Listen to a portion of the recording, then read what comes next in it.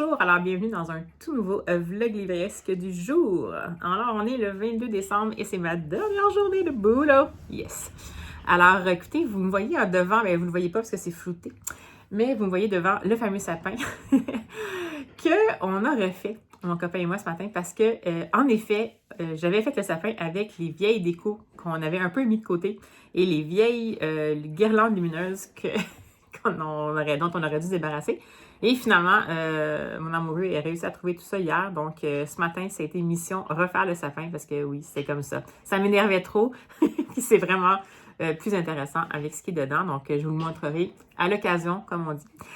Alors voilà, aujourd'hui, dans la journée de boulot, évidemment, pour le moment, qu'est-ce que j'ai en cours? Mon fameux chapitre de la romance de l'Avent. Mais là, ça va être encore pire. Il m'en reste juste 3. Puis là, je suis sûre qu'il va arriver plein d'affaires d'un chapitre à l'autre. Puis je ne vais pas être capable de résister. Mais bon, c'est pas grave. Je vais quand même être sage.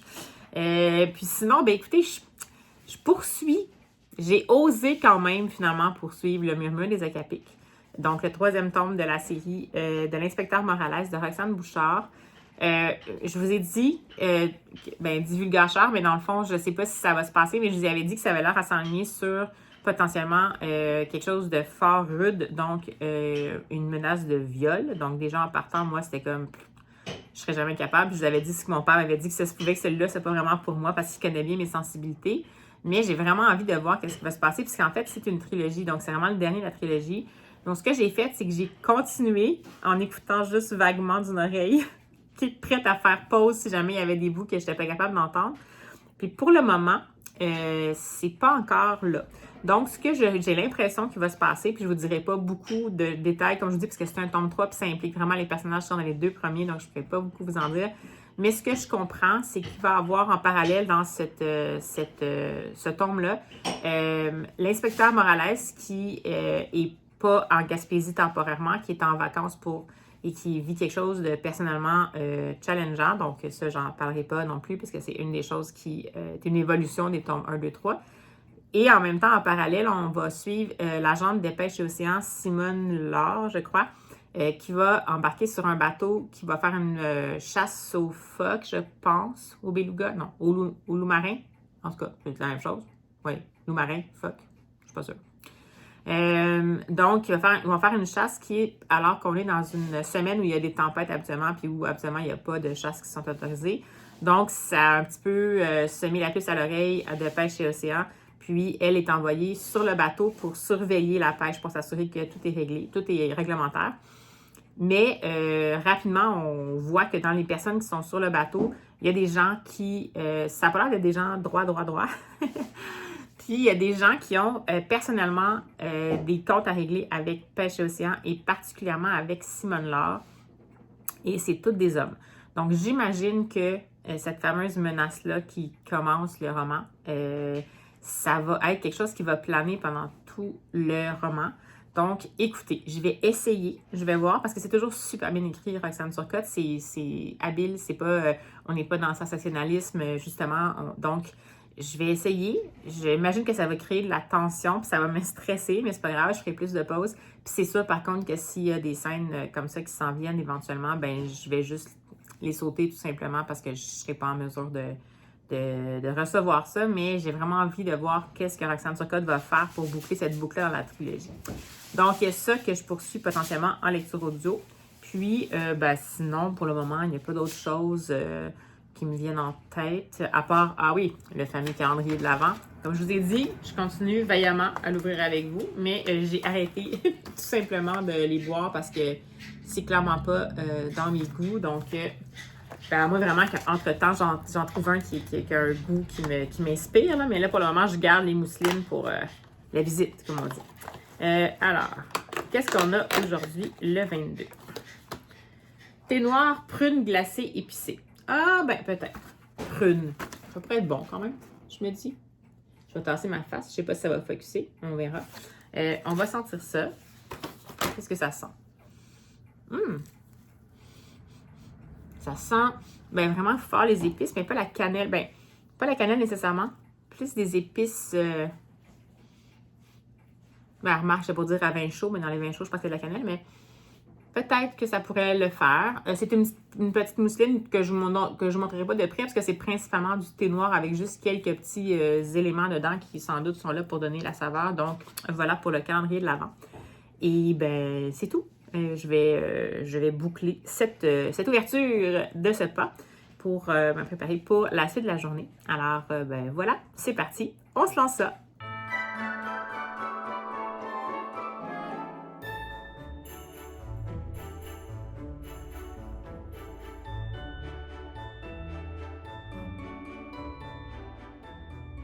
Hey! Alors, juste un petit coucou pour vous montrer mon lama de Noël. Ah ah! Mais oui, prêt pour le boulot aujourd'hui.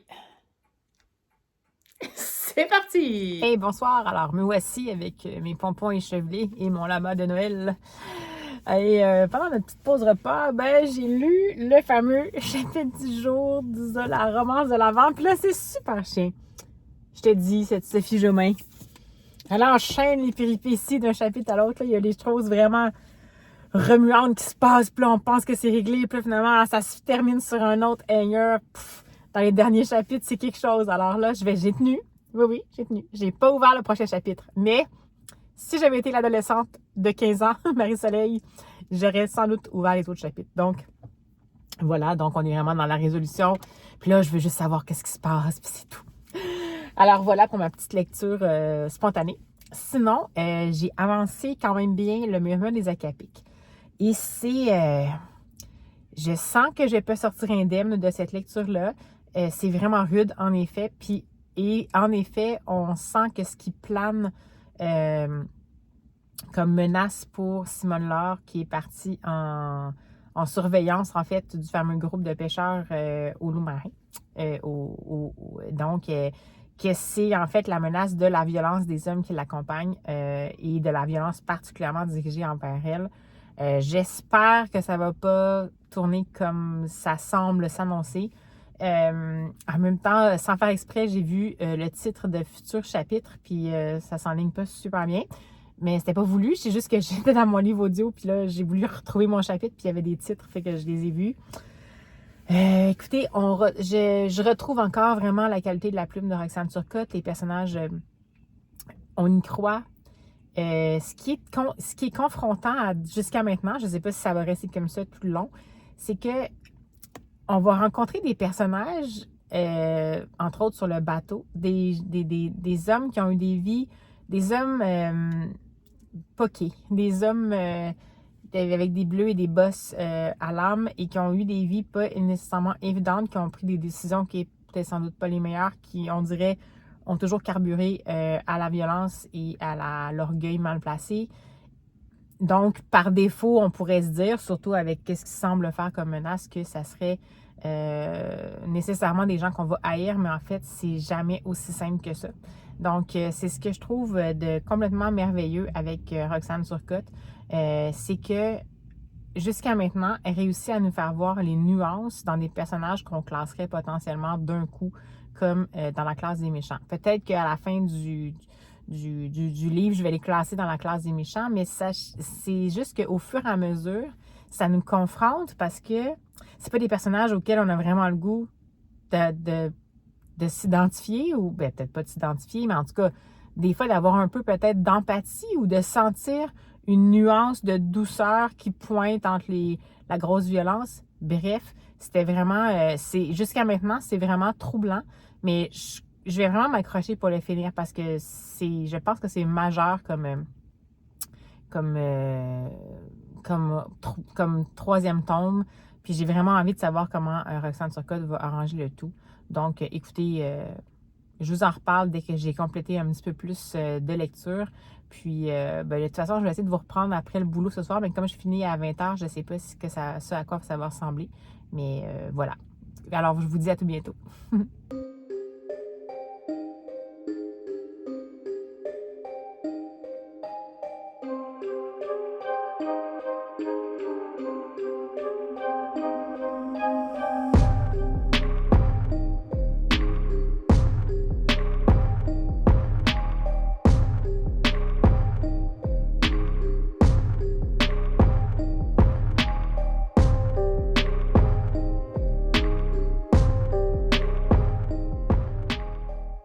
Et bonsoir, alors je vous reprends au retour du boulot, donc un petit peu plus tardivement, mais j'ai quand même pris le temps de lire un livre que j'ai attrapé au vol, encore une fois, avant de partir du boulot.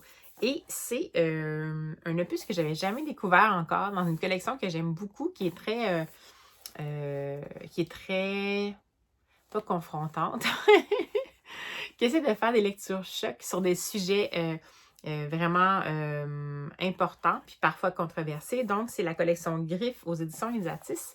Et c'est le titre Le prisonnier et l'écrivain. C'est de Heather Camlott et Sophie Casson, je crois. C'est traduit par Nicolas Homais. Donc, Le prisonnier et l'écrivain. Je voulais la 4e de couverture. Vous allez voir un peu dans quel sujet on est inscrit. Alors, 1895, Alfred Dreyfus, capitaine de l'armée française, est injustement accusé de trahison parce qu'il est juif. Le célèbre auteur Émile Zola prend la plume pour le défendre. Sa lettre ouverte « J'accuse » influencera le cours des événements et deviendra célèbre dans le monde entier. Une histoire vraie sur le rôle et l'importance des médias.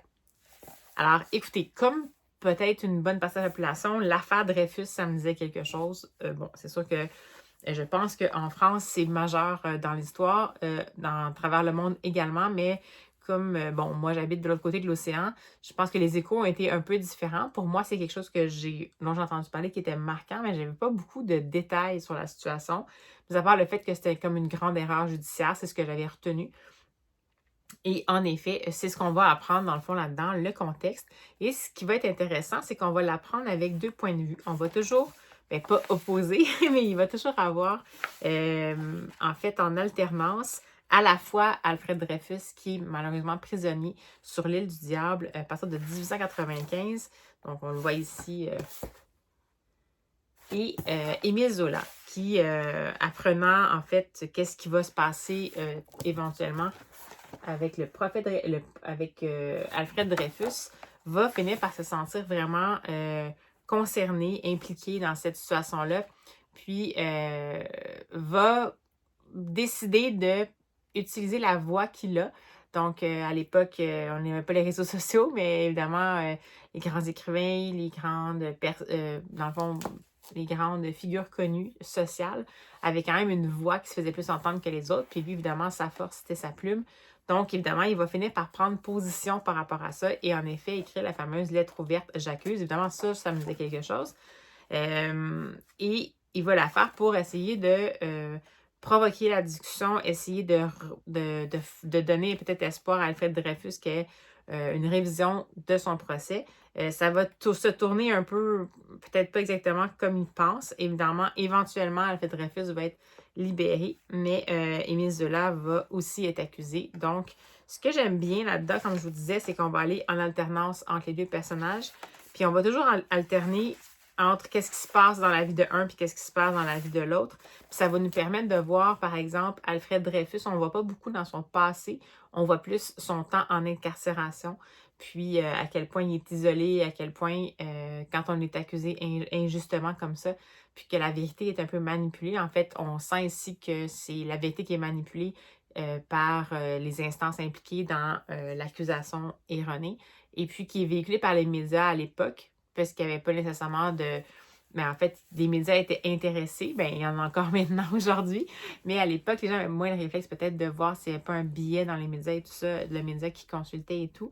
Fait que ça a amplifié quand même l'effet de cette espèce d'effet-là de complot qui avait été fait contre Alfred Dreyfus. Puis, on va également voir de l'autre côté toutes les démarches que Émile Zola va faire, c'est-à-dire qu'il va commencer quand il va enfin décider de prendre position. Puis sa lettre a été publiée à la une du journal L'Aurore.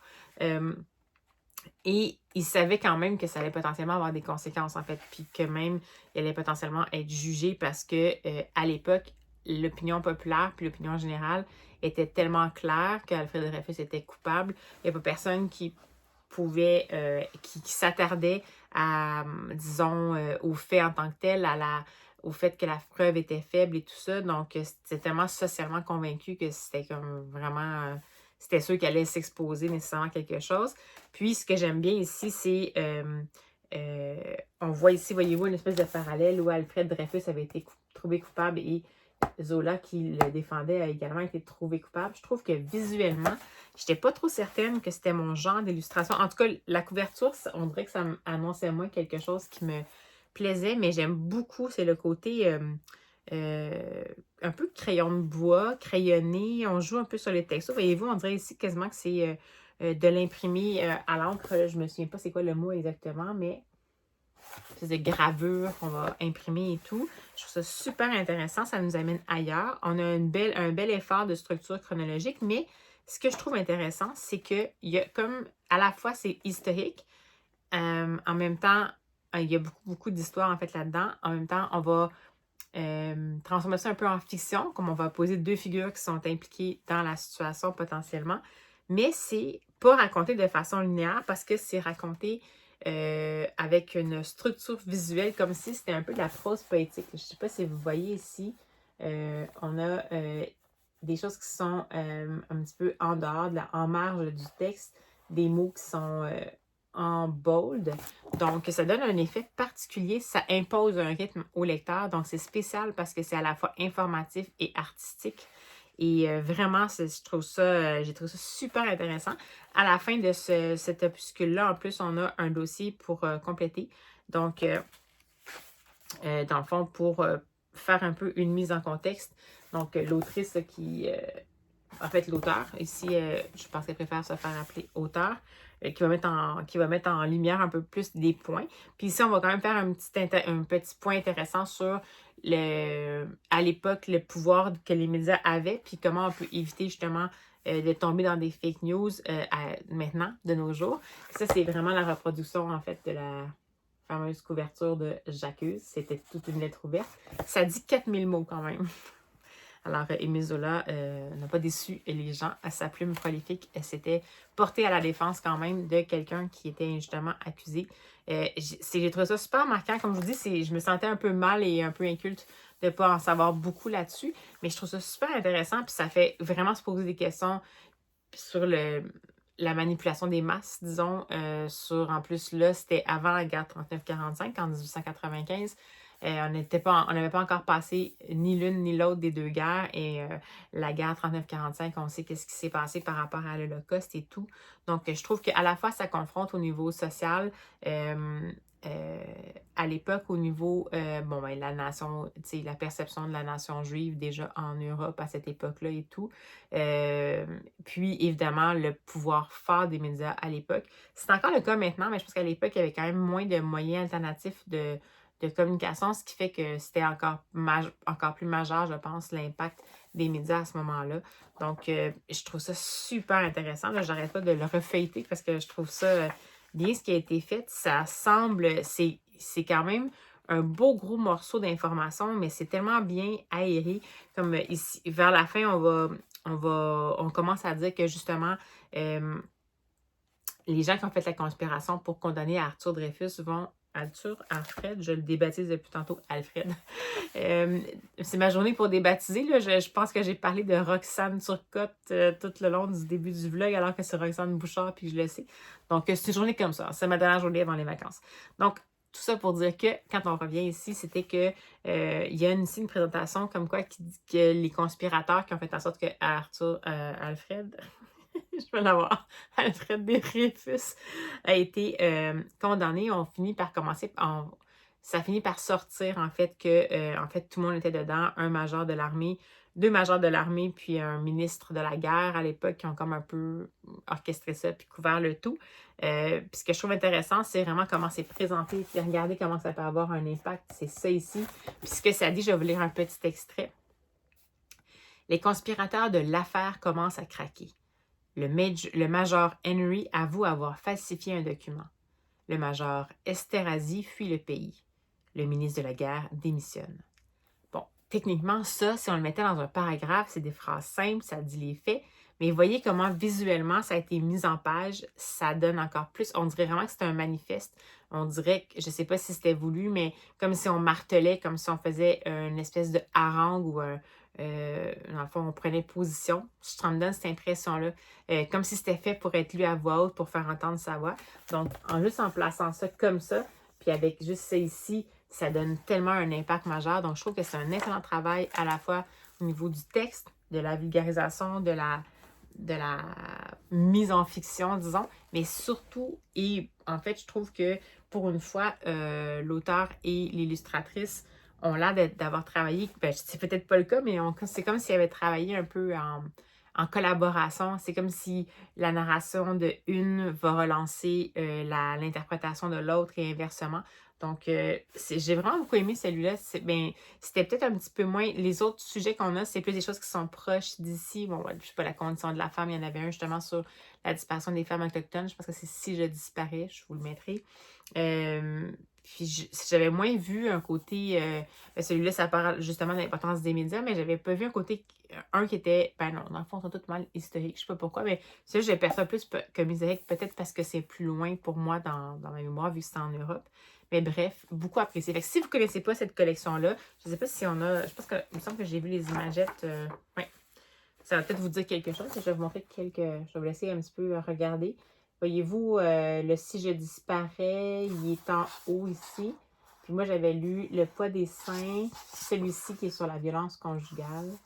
Quel autre? Tout ce qui est sur l'anxiété ici, sont tous vraiment intéressants. Donc, si vous ne connaissez pas ces collections-là, précipitez-vous. C'est d'emblée, je crois, et ouvertement dédié, pas dédié, mais ça s'adresse un peu à l'adolescence. Mais je trouve que c'est tellement des documentaires qui sont universels puis qu'on peut aborder à différents moments. Celui-là en particulier, je vous dirais que vous pourriez aller un petit peu plus jeune que l'adolescence dans celui-ci. Dans les autres sujets, des fois, c'est vrai que ça prend vraiment adolescence, même un peu de temps dans l'adolescence puis âge adulte. Mais celui-là, je pense que de la façon dont c'est présenté, c'est quand même accessible dans le sens où, même pour les sensibilités, c'est marquant pour un enfant, mais on ne va pas nécessairement aller dans des choses qui vont peut-être un petit peu trop être impressionnantes sur le coup au niveau visuel. Puis c'est sûr que ça va lancer la discussion. Donc, qu'est-ce qui est vrai, qu'est-ce qui est faux? Un petit peu la perception de la théorie du complot, comment on perçoit ça. Est-ce que Émile Zola, à l'époque, était peut-être considéré comme un conspirationniste? Mais dans le fond, finalement, il semblerait que c'est vraiment Alfred Dreyfus était innocent, donc il n'était pas un conspirationniste ou un complotiste. Il n'était pas un conspirationniste. Il n'était pas un grand sceptique pour rien, c'est parce qu'il était du côté des faits, mais à l'époque, c'était pas nécessairement perçu comme ça. Donc, je sais pas, j'arrête de vous en parler, je suis comme super enthousiaste, je viens juste de lire, puis je suis comme vraiment contente. Donc, vraiment, ne vous privez pas de ces petits opuscules-là. Ça vaut la peine même d'être mis sous le sapin. Moi, je pense, on est dans le 22, il y a encore quelques jours. C'est des petits cadeaux de dernière minute. Les éditions Lisatis, ça vaut le coup. Ben voilà. Donc, c'était ma petite chronique de fin de soirée avec des grands cernes et de la grande fatigue dans les yeux parce que oui, ça a été quand même une grosse semaine. Alors, ben écoutez, j'espère que ça vous a plu. N'hésitez pas à vous manifester en commentaire. Peut-être est-ce que vous visualisez ce genre de documentaires-là, jeunesse, qui sont des documentaires ados, disons, je dirais.